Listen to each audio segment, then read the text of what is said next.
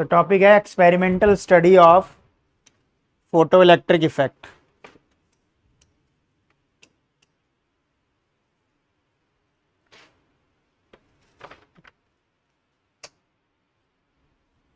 Experimental study of photoelectric effect तो Lennard और hallways का एक्सपेरिमेंट है। एक इवैक्यूएटेड ग्लास ट्यूब होती है जिसके अंदर कैथोड, जहाँ पे सी लिखा है, ये एक एमिटर प्लेट है।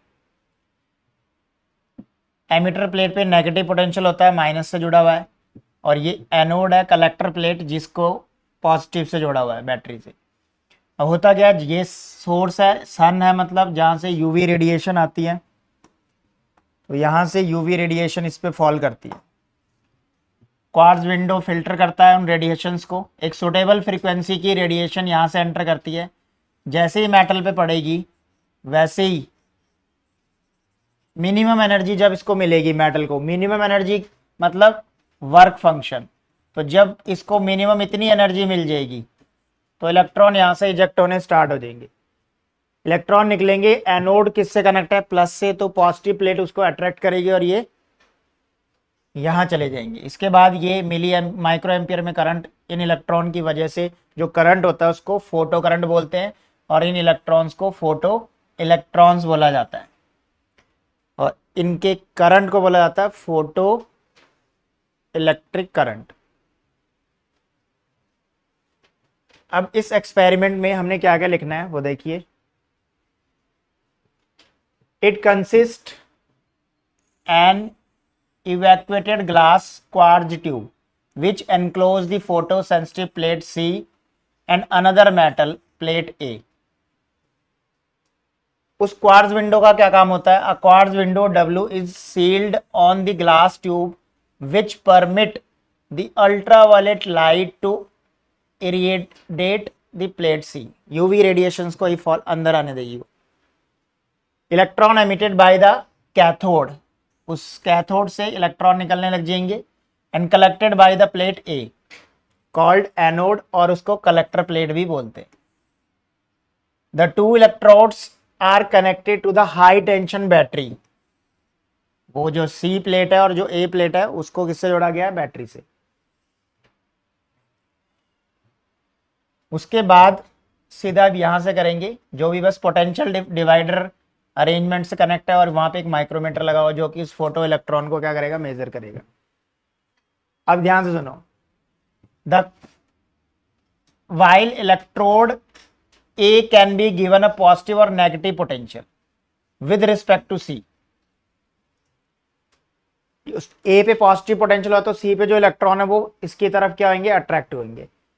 When a monochromatic radiation of suitable frequency falls on plate C, electron are emitted which are collected by the plate A, so the current is called, जो करंट फ्लो होगा उससे फोटोइलेक्ट्रिक करंट बोलेंगे, और outer circuit में इस micrometer से उसको major कर लेंगे माइक्रो एम्पियर्स।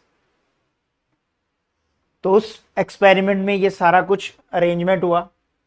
तो सबसे पहले इस एक्सपेरिमेंट की क्या क्या ऑब्जर्वेशन थी? Effect of intensity of light on photo electric current. Intensity, तो इंटेंसिटी का मतलब होता है energy per unit area per unit time. किसी एक यूनिट एरिया पे कितनी एनर्जी फॉल कर रही है उस रेडिएशन की एक सेकंड के लिए, उसे कहते हैं इंटेंसिटी। तो इंटेंसिटी बढ़ाने से करंट बढ़ रहा था, तो इसका मतलब होता है कि जो भी फोटो इलेक्ट्रिक करंट है वो डायरेक्टली प्रोपोर्शनल है number of photoelectron emitted per second. This implies that the number of photoelectron emitted per second is proportional to the intensity of radiation. जितने इलेक्ट्रॉन एमिट हो रहे हैं, the number of photoelectron emitted per second is directly proportional to photo current। का मतलब क्या है? Rate of flow of electron, उनका speed है, इलेक्ट्रॉन का स्पीड है current, rate of flow of charge. इसका मतलब स्लो स्पीड में जाएंगे तो करंट कम होएगा, हाई स्पीड में जाएंगे तो, अगर हम इंटेंसिटी बढ़ाएंगे तो इलेक्ट्रॉन की स्पीड, फ्रीक्वेंसी बढ़ जाएगी ना, उनकी जल्दी जल्दी निकलेंगे वो, और जल्दी निकलेंगे तो उनकी स्पीड ज़्यादा होगी। बेसिकली स्पीड ज़्यादा होने से फोटो करंट क्या हो जाएगा? ज़्यादा हो जाएगा। तो ये ग्राफ बन जाएगा, करंट वाई एक्सेस में बनाना है और इंटेंसिटी एक्स एक्सेस में बनानी है। तो जो है डायरेक्टली प्रोपोर्शनल है। किस किस का रिलेशन? फोटो इलेक्ट्रिक करंट का और इंटेंसिटी का। ठीक, दूसरी ऑब्जर्वेशन क्या थी? Effect of potential, effect of potential. इसको ध्यान से देखें तो ये वो सी प्लेट थी, हम यहां पे रफली समझते हैं, ये वो सी प्लेट थी कलेक्टर वाली, और ये वो एनोड वाली प्लेट थी। अब इसके पोटेंशियल जो ये बैटरी से कनेक्ट था उस पे, उससे रिलेटेड है ये चीज। तो सपोज करो, ग्राफ को ध्यान से देखो, I1 इंटेंसिटी के लिए ये ग्राफ है, करंट यहां इतना है, I2 के लिए करंट बढ़ गया, I3 के लिए करंट और बढ़ गया। इसका मतलब इंटेंसिटी और करंट डायरेक्टली प्रोपोर्शनल, ये तो हमने पहले वाले ऑब्जर्वेशन में समझा। अब जैसे ही हम इस स्टॉपिंग पोटेंशियल का क्या मतलब होता है वो समझो। जैसे इलेक्ट्रॉन निकलेंगे, जैसे इस पे रेडिएशन फॉल हुई, जैसे रेडिएशन फॉल हुई, आफ्टर वर्क फंक्शन जब खत्म हो जाएगा मेटल का, तो यहां से क्या निकलने स्टार्ट हो जाएंगे? इलेक्ट्रॉन्स इस डायरेक्शन में निकलने स्टार्ट हो जाएंगे, इलेक्ट्रॉन इधर को जाने स्टार्ट हो जाएंगे। तो इधर को इसलिए जा रहे हैं क्योंकि इसको पॉजिटिव पोटेंशियल से जोड़ा हुआ है। तो देख, ध्यान से देखो क्या लिखा है। इंटेंसिटी I1 के लिए पहले एक्सपेरिमेंट समझे। Frequency of incident radiation fixed, frequency को फिक्स कर दिया, and increase the positive potential called accelerating potential on plate A gradually. अब ए वाले का पोटेंशियल हम धीरे धीरे इंक्रीज कर रहे हैं, ए वाले का, क्योंकि ए पे जो पॉजिटिव चार्ज होगा, पोटेंशियल होगा, वही इन इलेक्ट्रॉन को अट्रैक्ट करेगा। तो क्या एक्सपेरिमेंट कर रहे हैं? इंटेंसिटी फिक्स I1 और फ्रीक्वेंसी भी क्या कर दी? फिक्स कर दी। उसके बाद ए का पोटेंशियल बढ़ाते गए। It is found that photo current decreases with increase in the accelerating potential till a stage is reached when the photoelectric current becomes maximum and does not increase further with the increase in the accelerating potential. This maximum value of the current is called saturation current, or at this stage all the electron emitted by the plate C are collected by A. मतलब इसके सारे के सारे electron A के पास पहुंच चुके हैं। अब चाहे इसका पोटेंशियल बढ़ाओ, कुछ भी करो, सारे यहाँ आ चुके हैं, तो उसमें करंट मैक्सिमम हो चुका, उससे ज्यादा नहीं हो सकता है। इसीलिए ग्राफ आगे जाके क्या हो जा रहा है? सीधा हो जा रहा है। सैचुरेशन का मतलब ये। ठीक, अब ध्यान से देखो। Now if we apply the negative potential on A, on plate A with respect to C, अगर मैं इसको माइनस से कनेक्ट कर दूं and increase the negative potential gradually, अभी नेगेटिव पोटेंशियल को बढ़ाना स्टार्ट करूं, it is seen that the photoelectric current decreases rapidly until it becomes zero. क्यों हो रहा होगा? क्योंकि इस पे माइनस, उस पे इलेक्ट्रॉन भी खुद माइनस है। ठीक है, at a certain value of negative potential on, for a certain value of negative potential on A, कौन सी वैल्यू की बात कर रहा है? जहां पे करंट क्या है? जीरो है। The value of the retarding potential at which the photoelectric current is zero is called cut off or stopping potential for a given frequency for given intensity. यानी आप A को जब प्लस से जोड़ रहे हो तो सैचुरेशन स्टेट आएगी, जब हम इसको किससे जोड़ेंगे? माइनस से जोड़ेंगे, तो एक टाइम ऐसे आएगा, एक ऐसा नेगेटिव पोटेंशियल होएगा जहां पे करंट क्या हो जाएगा? जीरो। क्योंकि इसको जब माइनस से जोड़े तो इलेक्ट्रॉन जो एमिट हो रहे हैं वो खुद नेगेटिव है, तो इसकी तरफ तो आएंगे नहीं, रिपल्शन होगी, यानी करंट क्या होएगा? जीरो होएगा। तो ये वो स्टॉपिंग पोटेंशियल है। अब ध्यान देखो, स्टॉपिंग पोटेंशियल I1 के लिए भी उतना ही है, I2 के लिए भी उतना ही है, I3 के लिए भी उतना ही। इसका मतलब स्टॉपिंग पोटेंशियल इंटेंसिटी पे डिपेंड नहीं करता है। I1, I2, I3, I1 छोटा, I2 बड़ा, उससे बड़ा I3, तो इंटेंसिटी आप बढ़ा रहे हो लेकिन स्टॉपिंग पोटेंशियल क्या है? सेम ही है। इसका मतलब स्टॉपिंग पोटेंशियल किस पे डिपेंड नहीं करेगा? इंटेंसिटी पे डिपेंड नहीं करेगा। तो ये ऐसा ग्राफ हुआ। If you repeat the experiment, यही वाला एक्सपेरिमेंट जो इंटेंसिटी वाला समझाया जा रहा है, अगर आप इसको रिपीट करते हो for the same frequency, frequency same रखनी है बट इंटेंसिटी बढ़ा देनी है, we find that the value of the saturation current have increased proportion to the intensity. क्योंकि इंटेंसिटी और करंट डायरेक्टली प्रोपोर्शनल है, मतलब इंटेंसिटी बढ़ा रहे हो तो करंट बढ़ेगा। while the stopping potential is still same, stopping potential पे कोई फर्क नहीं पड़ा। for a given frequency of radiation, stopping potential क्या रहता है? independent of its intensity. In turns, this implies maximum kinetic energy of the photoelectron is independent of intensity. अब kinetic energy की बात कहां से होगी? क्योंकि हमें पता है स्टॉपिंग पोटेंशियल V0 होता है। यह है पोटेंशियल, कैसा है, नेगेटिव। और काइनेटिक एनर्जी का फॉर्मूला होता है हाफ mv²। और काइनेटिक एनर्जी और वर्कडन क्या होता है, charge into potential. This implies K max equal to EV0। Maximum kinetic energy electron को कितनी मिल सकती है, E इंटू V0। दोनों फॉर्मूले इक्वल कर दिए 1 और 2, ये के मैक्स है।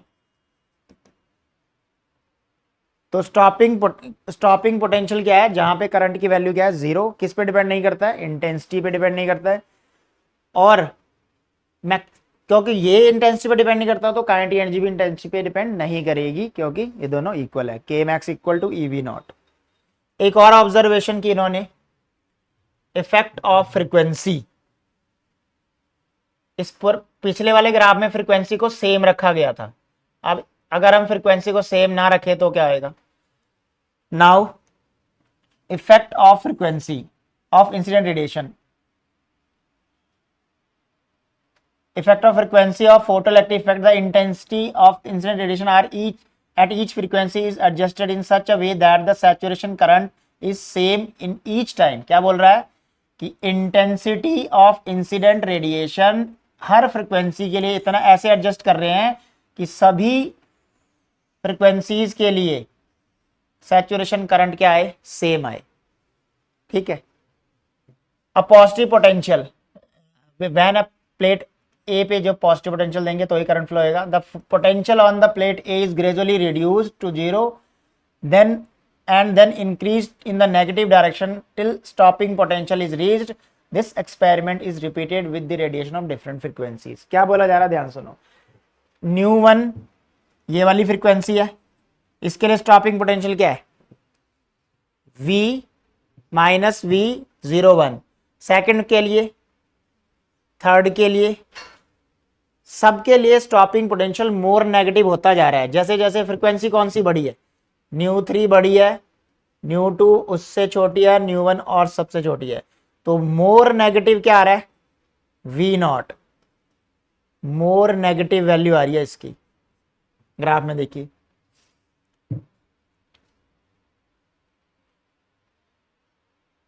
तो the value of stopping potential increases with increase in frequency. अगर आप फ्रीक्वेंसी को बढ़ा रहे हो तो स्टॉपिंग पोटेंशियल बढ़ रहा है। देखो स्टॉपिंग पोटेंशियल बढ़ रहा है for frequency this the corresponding stopping potential very order this. सबसे बड़ा कौन सा आएगा, मोर नेगेटिव, मतलब वैल्यू में तो वही बढ़ा हुआ 0.3 फिर 0.2। This implies that the greater the frequency of the incident radiation greater will be the maximum kinetic energy, क्योंकि V0 बढ़ा है तो काइनेटिक एनर्जी भी बड़ी होगी। and hence the greater is the retardation potential required to stop such electron completely। Stopping potential नाम क्या उसका, स्टॉपिंग मतलब ये इलेक्ट्रॉन के फ्लो को क्या करेगा, रोकेगा। किस पे जोड़ा किस क्या पोटेंशियल है, ए वाली प्लेट का। तो स्टॉपिंग पोटेंशियल डिपेंड करता है किस पे, फ्रीक्वेंसी पे। तो काइनेटिक एनर्जी भी करेगी, क्योंकि के मैक्स इक्वल टू क्या है, EV0। फ्रीक्वेंसी चेंज करने पे स्टॉपिंग पोटेंशियल मोर नेगेटिव हो जा रहा है, इसका मतलब काइनेटिक एनर्जी भी क्या होगी, चेंज होगी। अब यहां पे कंपैरिजन है दो मेटल्स के लिए। किस किस का ग्राफ है देखो, वाई एक्सेस में स्टॉपिंग पोटेंशियल है और एक्स एक्सेस में फ्रीक्वेंसी है। ग्राफ यहां से स्टार्ट हो रहा है, तो जहां से ग्राफ स्टार्ट होता है वो मिनिमम फ्रीक्वेंसी होती है, और उस मिनिमम फ्रीक्वेंसी को ही क्या बोलते हैं, threshold frequency. The minimum frequency required to eject the electron is called threshold frequency। और minimum frequency जिसके बिलो एमिशन नहीं होता है, एक ही बात है, जिसके अबव एमिशन होता है, जिसके बिलो नहीं होता है। तो अब जो आप इस पिछले ग्राफ में क्या बोल रहे थे, ν1 ν2 ν3 की बात हो रही थी, पर ये ν1 इतना भी कम नहीं होना चाहिए कि एमिशन ही ना हो। कितना कम नहीं होना चाहिए, मिनिमम थ्रेशोल्ड फ्रीक्वेंसी से कम तो होना ही नहीं चाहिए। थ्रेशोल्ड फ्रीक्वेंसी कौन सी फ्रीक्वेंसी है, जहां पे ग्राफ क्या हो रहा है, start. Metal to metal vary करेगा, ए मेटल का ये है और बी मेटल का ये है। ये थ्रेशोल्ड फ्रीक्वेंसी जितनी ज्यादा होगी उतना ज्यादा वर्क फंक्शन होएगा। कैसे, फाई नॉट का फॉर्मूला क्या बताया था, h/ν0। जितना ज्यादा वर्क फंक्शन होएगा उतनी देर बाद इलेक्ट्रॉन निकलेंगे उस मेटल से, यानी ए वाले से जल्दी निकल जाएंगे और बी वाले से टाइम लगेगा एज कंपेयर टू ए।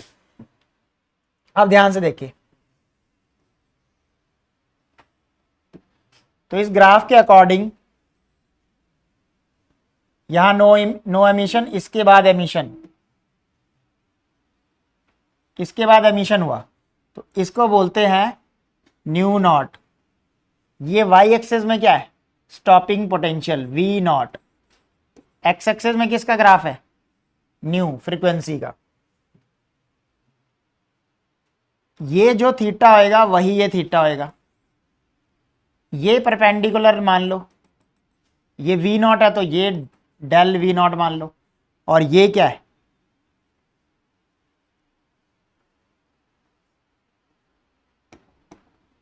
इसको हम मान लेते हैं del V naught, change in potential perpendicular, और बेस को क्या मान लेते हैं, चेंज इन फ्रीक्वेंसी। तो अगर हमें स्लोप निकालनी है तो स्लोप का फॉर्मूला क्या होता है, perpendicular over del V naught upon del nu, perpendicular over base. इस हाइट को एच बोलते हैं, एच प्लैंक कांस्टेंट है, हाइट नहीं है, प्लैंक कांस्टेंट है, और ये ई है। तो इस नीचे वाले ट्रायंगल में भी स्लोप क्या आएगी, एच अपॉन ई।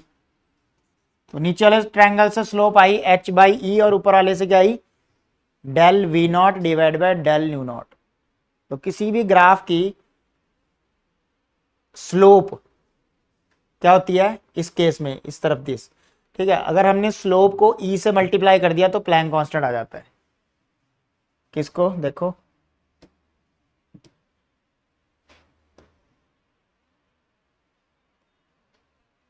अगर मुझे एच निकालना है तो एच को मैं ऐसे लिख सकता हूं, H equal to E into slope of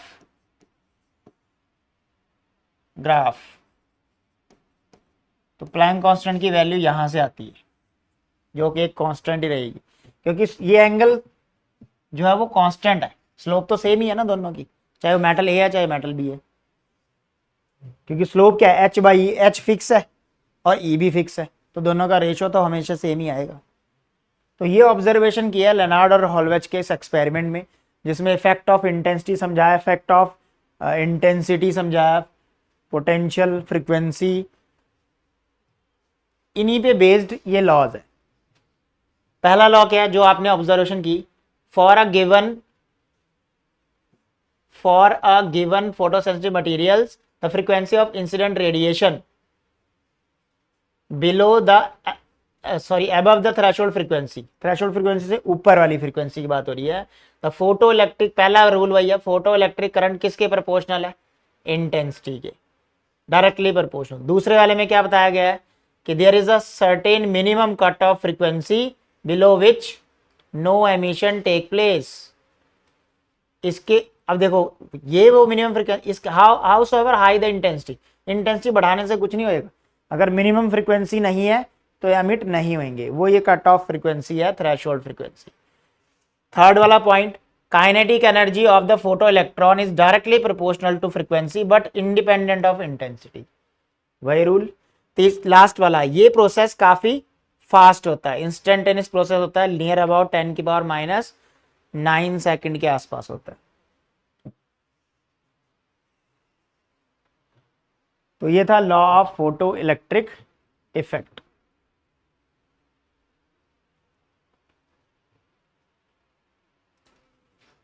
तो नेक्स्ट है Einstein photoelectric effect.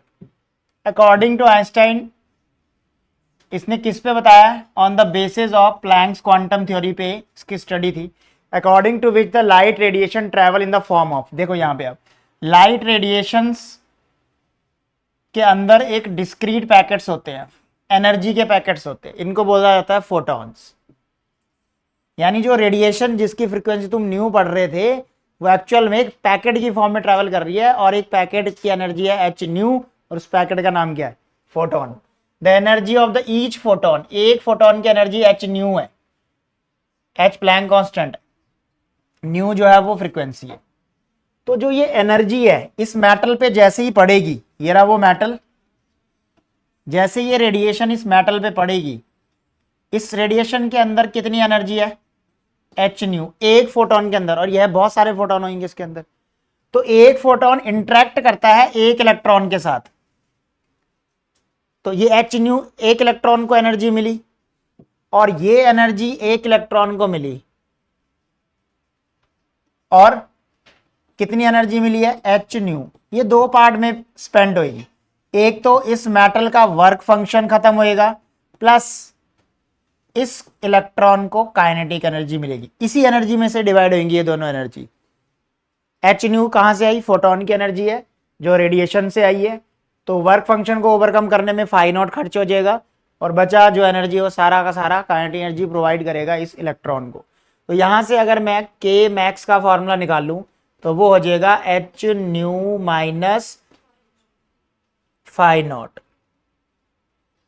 So this is equation number 1 of kinetic energy of the electron. ठीक है, यहां पे ये लिखा है the free electron bounded within the metal due to the resistive force restraining force, the minimum energy required to liberate an electron कितनी चाहिए होती है, फाई नॉट या डब्ल्यू नॉट वर्क फंक्शन। तो जो भी एनर्जी है किसकी, फोटोन की, वो इस दो पार्ट में डिवाइड हो जाएगी। जितनी बाकी की जो एनर्जी है वो काइनेटिक एनर्जी प्रोवाइड करेगा। पहले पार्ट में देखो, a part of the energy of the photoelectron liberating the electron from the metal surface which is equal to the work function, और रिमेनिंग एनर्जी क्या प्रोवाइड करेगी, kinetic energy. So basically दो part में ये energy क्या हो जाती है, डिवाइड हो जाती है। ठीक, अब यहां से हमें पता है वर्क फंक्शन का फॉर्मूला क्या होता है। वर्क फंक्शन होता है एच न्यू नॉट,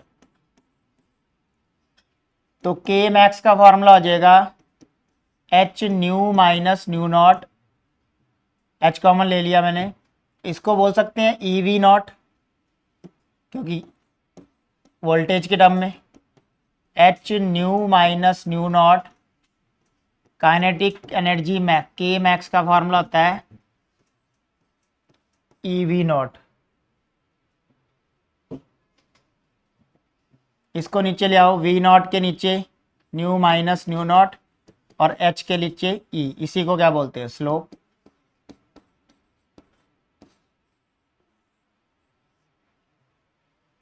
तो इस थ्योरी के अकॉर्डिंग भी ये चीज सेटिस्फाई हुई है। ये वो मिनिमम एनर्जी, इस तरफ वी नॉट, इस तरफ न्यू। क्वेश्चन नंबर 2 और 3।